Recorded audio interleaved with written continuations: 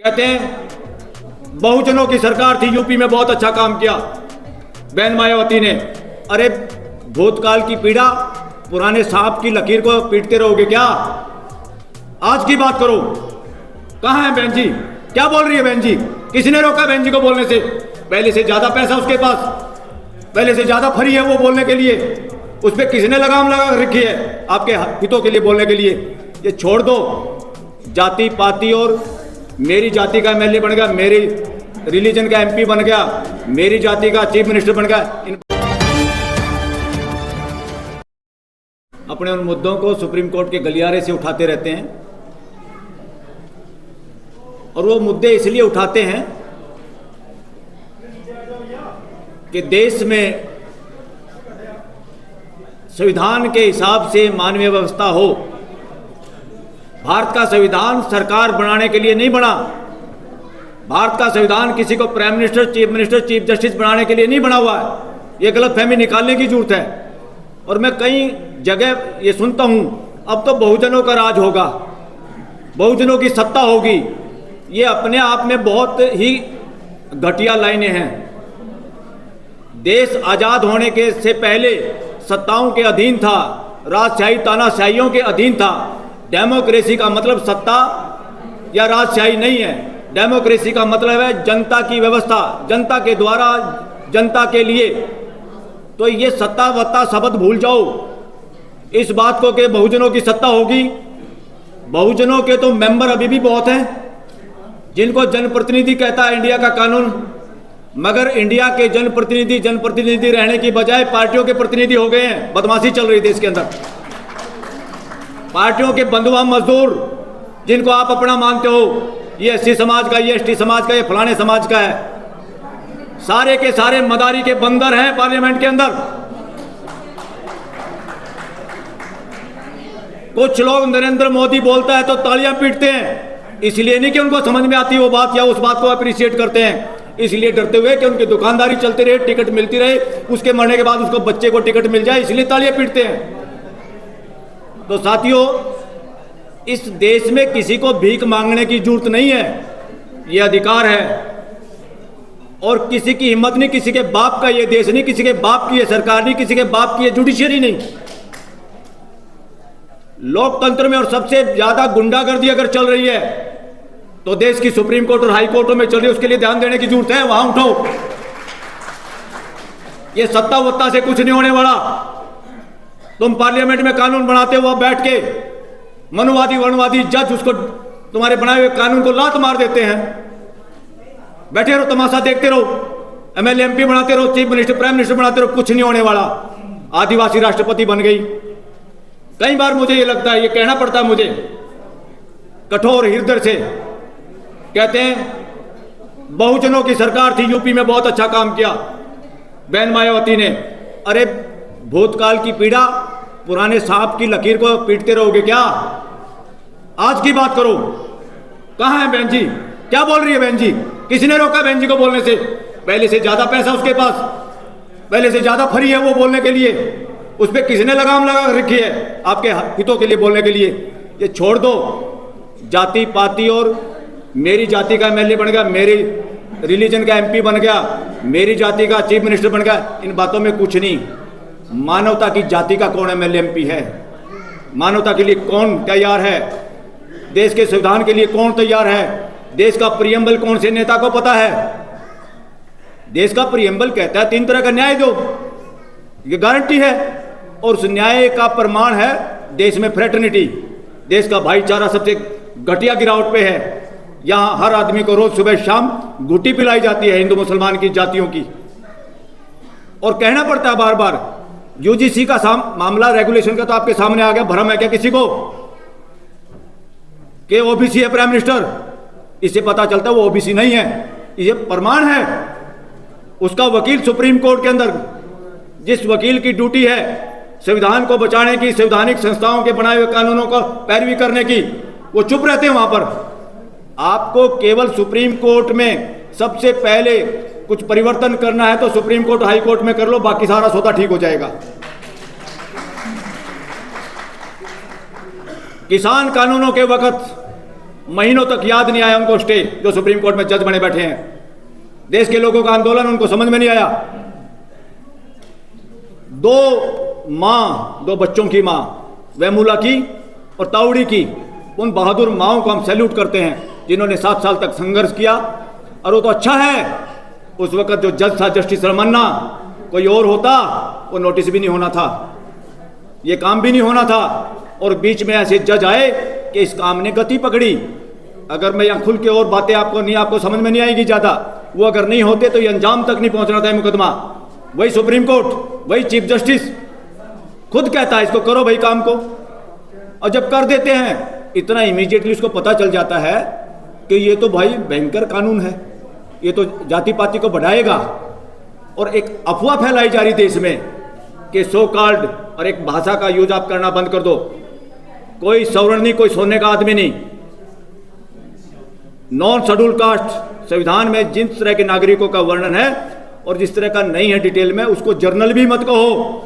Non schedule caste, non schedule tribe, non minority, वर्णवादी, मनुवादी, ये उसका पर्यायवाची शब्द है।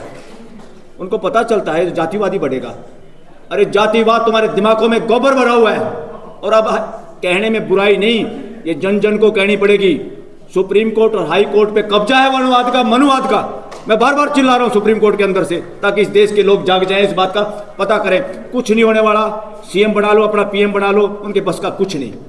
आज जो पीएम बैठा है उसके बस का जब तक है, अगर कोई बंदर मदारी के इशारे से तमाशा दिखाता रहता है, उस बंदर को भुगड़े से देता रहता है मदारी।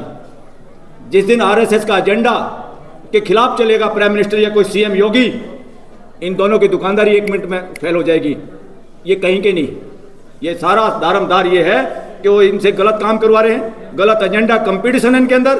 कौन ऐसा बयान दे सकता है, कौन ऐसी नफरत की बात कर सकता है जो आरएसएस के एजेंडे पर खरी उतरती है। जब जाके ये लोग प्राइम मिनिस्टर हैं, जब जाके ये मुख्यमंत्री हैं, इसके अलावा इनकी कोई औकात नहीं। देश में 100 आदमियों में से पूछो कि किसको भाईचारा चाहिए, किसको नहीं चाहिए। ये देश की आखिरी लड़ाई है आज़ादी के बाद, और जरूरी लड़ाई है। ये लड़ाई है इस देश के अंदर, मैं कह रहा हूं, कोई मुगलों का राज नहीं रहा, कोई अंग्रेजों का राज नहीं रहा। अल्टीमेटली उस दौरान भी वर्णवादियों का, मनुवादियों का राज रहा। आप क्यों नहीं समझते इतिहास को? अपने बच्चों को बताओ, ये भाजुलूज के रिजर्वेशन शब्द का भी विरोध करो। कोई रिजर्वेशन नहीं है। देश के संविधान के हिसाब से इस देश की गवर्नेंस के अंदर इस 145 करोड़ के देश को चलाने की व्यवस्था में सबकी भागीदारी सुनिश्चित करना ही संविधान का लक्ष्य है। अब काहे को भिखारी बनो रिजर्वेशन। आज भी जो मैं एजेंडे में पढ़ रहा था, इसमें था 27% ओबीसी के लिए, ये वो। अभी जस्टिस गवई के वक्त में एससी का रिजर्वेशन सुप्रीम कोर्ट में लागू हुआ। देश के लोगों को पता भी नहीं होगा कि देश में कब से ये लागू है, मगर सुप्रीम कोर्ट में लागू नहीं था। वहां आपका कलरक चपरासी भी नहीं लग सकता था। वो जस्टिस गवई ने जब वो रिजोल्यूशन पास करके नोटिफिकेशन जारी किया, तो जस्टिस गवई और सारे जजों को मैंने ओपन लेटर लिखा, ये गड़बड़ नहीं चलेगी, सबको शामिल करो, ओबीसी को भी शामिल करो। जस्टिस गवई ने इसमें और अच्छा ही काम किया। मैं इसलिए प्रशंसा करता हूं उनकी। कई बातों में मैं उनकी बुराई करता हूं कि अपने भतीजे को जज बनाने के चक्कर में, अपने सीनियर के किसी को जज बनाने के चक्कर में, उस आदमी ने वो काम नहीं कर पाया जो वो कर सकता था। तो इसलिए ओबीसी की रिजर्वेशन, एक्स सर्विसमैन की, विकलांग की, दिव्यांग की रिजर्वेशन का नोटिफिकेशन, वो ऐसी खाली एससी वाला नोटिफिकेशन फाड़ दिया गया। इकट्ठा नोटिफिकेशन निकला जब ओबीसी के भाइयों को अब रिजर्वेशन सुप्रीम कोर्ट में लागू हुई है। तो उस मुकाम पे मैं तो कोई जज नहीं, एक छोटा सा वकील सुप्रीम कोर्ट में हूं। जहां आदमी रहता है उसको पता खरपतवार कहाँ है, अगर उसका उखाड़ने का मन हो तो हमने इमीडिएट वो कार्रवाई की, तो एक ऐसा काम हो गया जो शायद फिर सालों तक लटक जाता। तो इसीलिए सुप्रीम कोर्ट सबसे पहले सरेआम कहना शुरू करो, सुप्रीम कोर्ट में वर्णवाद मनुवाद नहीं चलने देंगे। सुप्रीम कोर्ट में एक जातियों के वकील जज आजकल कौन है? खुल के इसलिए बोलना पड़ रहा, हम जाति के खिलाफ नहीं है, हम मानसिकता के खिलाफ है। और मानसिकता में सबसे ज्यादा क्यों अंग्रेजों को कहना पड़ा भाई कि ब्राह्मणों को जज मत बनाओ, इनके अंदर न्याय का चरित्र नहीं है? वो इसलिए नहीं है, एक खुरापात है कि समाज में हम ही सबसे सर्वश्रेष्ठ हैं, और सर्वश्रेष्ठ रहने के लिए कुछ भी षड्यंत्र करने पड़े देश में, वो लोग करने की मानसिकता रखते हैं। आरएसएस कोई हिंदू राष्ट्र का संगठन नहीं है। आरएसएस ब्राह्मणवादी संगठन है, मनुवाद वर्णवाद का स्थापना और उसको स्ट्रॉन्ग करना चाहता है। हिंदू बिंदु का कुछ नहीं, वो ब्राह्मणों का संगठन है, ब्राह्मणों के लिए है, ब्राह्मणों द्वारा संचालित है। वो कोई हिंदुओं के ठेकेदार नहीं, हिंदू तो यहाँ बैठे हैं। इसलिए हमारे समाजों के बच्चों को गुमराह करके किसी को बजरंग दल, किसी को फलाना दल, अपने अपने बच्चों को समझाओ कि बजरंग दल का अध्यक्ष बनने से महान नहीं बनते, एक अच्छा इंसान बनने से महान बनते हैं। अपने बच्चों को समझाओ। उत्तराखंड में क्या हुआ, वो उसमें सारे लोग, कई लोग आपके हैं, बहुजन समाज के लोग जो बजरंग दल का झंडा ठाए फिरे थे। हमारे यहाँ तो हमारे बुजुर्ग ये कहते हैं, भाई हमें तो ये समझ में नहीं आया, ये चरित्र भी समझ में नहीं आया। ना हमारे बाप दादाओं ने कहा कोई पूंछ वाला बच्चा हुआ था घर में, ना हमारे सामने हुआ है, ना हमें उम्मीद है कोई फ्यूचर में होगा। ये कथा कहानियां छोड़ो, जितनी मनुवादी वर्णवादी कथा कहानियां हैं, ये हिंदुओं के ग्रंथ नहीं है, ये वर्णवादियों के ग्रंथ हैं। इनको जूते मारो। जिसको देख रहे हैं वही अपना उसमें वो नतमस्तक हो रहा है। मैं देख रहा हूं यहाँ पर एक मंदिर है इसी कनॉट प्लेस के अंदर, पढ़े लिखे नौजवान मंगलवार के दिन इतनी लंबी लाइनें लगा रहे हैं। आस्था के नाम पे आप देश के युवाओं को दास नहीं बना सकते। आप संविधान के खिलाफ काम कर रहे हो, आप साइंटिफिक टेम्पर के खिलाफ काम कर रहे हो। इन चीज़ों पे बोलना पड़ेगा। ये जो देश के लोगों को डराने की कोशिश कर रहे हैं कि मेरी भावना ठेस पहुंच गई, भावनाओं को जूते मारने हैं, भावनाओं का ठेका नहीं लेना। भावनाओं का 3 आधार है। अगर तुम्हारी भावनाएं, तुम्हारे कथा कहानी हमारे बाल बच्चों को, रिश्तेदारों को मानसिक गुलाम अगर बनाएंगे तो हम विरोध करेंगे, तुम्हारी FIR भी दर्ज कराएंगे। तुम मुस्टंडागिरी कर रहे हो, असंवैधानिक काम कर रहे हो। दूसरा, मोरालिटी, पब्लिक मोरालिटी। आप सूरज को कहोगे कि पश्चिम से निकलता, ये नहीं चलेगा। जैसे बाइबल के लोगों ने गलीलियो को फांसी चढ़ा दिया होता, तो उसका विरोध कर सकते हो आप।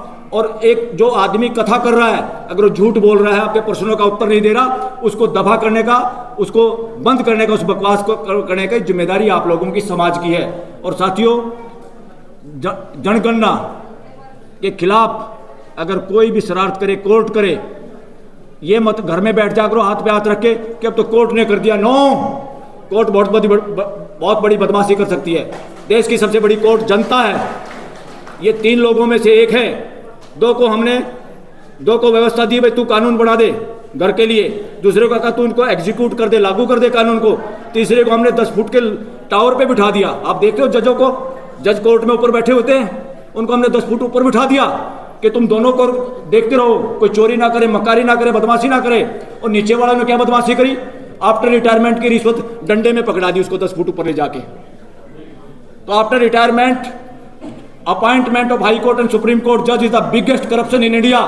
ये करप्शन का अड्डा है और आपको विरोध करना है। हाई कोर्ट और सुप्रीम कोर्ट में एक मास्टर ऑफ रोस्टर है। ये क्या होता है मास्टर? ऐसा कोई मास्टर नहीं चाहिए इस देश के अंदर। मास्टर ऑफ रोस्टर भ्रष्टाचार का अड्डा है, वो भी आपको समझना होगा, उसके खिलाफ बोलना होगा। अब तैयारी कर लो। हमारे जैसे लोग जब भी आप लोगों का सहयोग मांगे, आप लोगों को हाई कोर्ट और सुप्रीम कोर्ट आना पड़ सकता है। आओगे कि नहीं आओगे? यस, डरने की जरूरत नहीं है। जब आगे हम रहेंगे तो किसी को डरने की जरूरत नहीं है।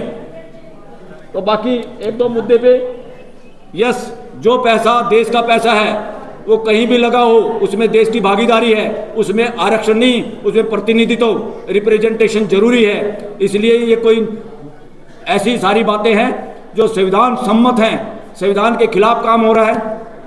आपके बैठे हो स्पीकर हॉल में, स्पीकर क्या बदमाशी करा देश के अंदर, सभापति क्या बदमाशी कर रहे हैं देश के अंदर, बोलने नहीं देते। जब प्राइम मिनिस्टर बोलता है, बीजेपी वाले बोलते हो तो शकल कैसी होती है स्पीकर की, और जब ओपोजिशन का लीडर बोलता है, दूसरे लोग बोलते हैं उसकी शकल कैसी होती है। शकल से पता चलता है कि शकल में चोर छुपा हुआ है, चोर बैठे हुए स्पीकर के रूप में। देश समझ नहीं रहा क्या? और ये काम सुप्रीम कोर्ट को करना चाहिए था। सुप्रीम कोर्ट उस काम को कर रही है जो कहीं ना कहीं सरकार से निर्देशित है। सुप्रीम कोर्ट उन कामों को कर रही है जिसका इंटरेस्ट सरकार इंटरेस्ट लेती है, वो शकल देख लेती है, सॉलिसिटर जनरल का, अटॉर्नी जनरल का, ये क्या चाहते हैं। तो पहले दिन स्टे करना और अफवाह फैलाना कि सो-कॉल्ड सवर्णों को पहले ही बिना दोष साबित किए दोषी बना रहे हैं। अरे कौन बना रहा है भाई?